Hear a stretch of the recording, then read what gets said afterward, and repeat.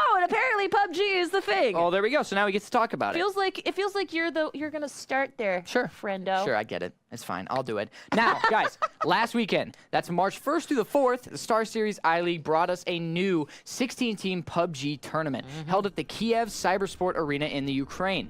Besides featuring the best PUBG teams in the world, they also featured some of the coolest tournament setup and sets, which we just talked about. We did. We're talking tiered stages, themed backdrops.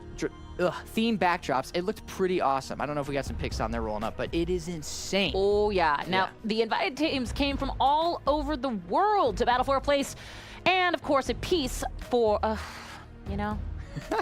Here's what they battled for. $100,000 prize pool. Now we're talking about 3 teams from Oceania and Asia, 3 from China, 2 from the CIS region, which is, you know, the Ukraine, Russia area, 3 from the EU, and of course 5 from the Americas.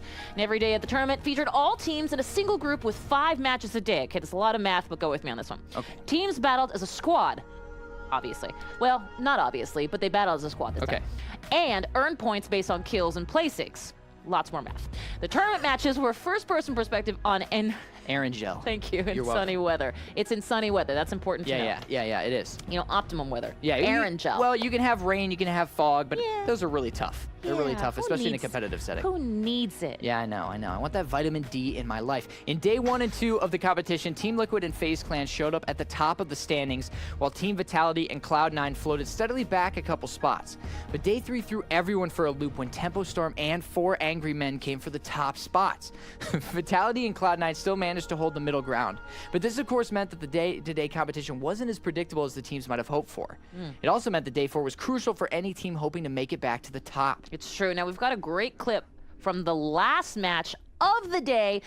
This is a battle between 2 teams from China, 4 Angry Men, obviously, and Ifty.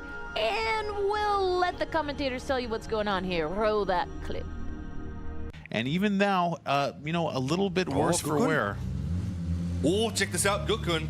That's a little leather jacket there. What is this? Nifty are playing dodge him. How are they going to be able to get him though? Oh, this is dangerous. Oh, they get one in a row, actually. Oh, my comes God. through as well. The last match is absolutely insane. So A+ takes 2 down of his own just to be able to take Gukun as well. The rest will happen. You don't know who's punching who, who's raising who, but that is the way to start the final freaking match. That is a little bit of countryman crime there, running over 2 of your own teammates on the way to taking out 1 member of 4M. So the vehicular manslaughter is occurring. And even now, Sort of a 1 for all and all for one. Yeah. I mean- can't tell what he's thinking. Like, is the guy that good that he's got to risk downing 2 of his teammates to get take That one is- out? That is hilarious. That is risky. That's Ifty risky, if you will. Nice. Oh, God, boom. there it is. There's round 2. Are we just, and we're just crawling for the sake of crawling. Yeah, I don't and know. seeing what's what. There's looks like a guy in a diaper. I can't believe he did that like to do in a Tuesdays. tournament, no less, like for real money on the line. And that was a That was gutsy ballsy. move. That It was ballsy. ballsy. Yeah. You said it, but I I agree did. with it. I agree with it. Now, congrats to the FaZe Clan, who consistently and skill earned the title of champion, as well as $50,000. But let's not forget about Vitality and Cloud9, whose persistent middle to top finish earned them 3rd and 4th place.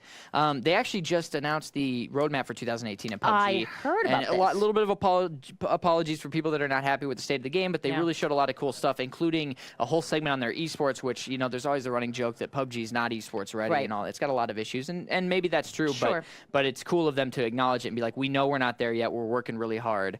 So high hopes for 2018 PUBG. Yeah, man. Transparency. And listen, at least the tournament organizers know how to light and direct and set a stage. That is true. That is true.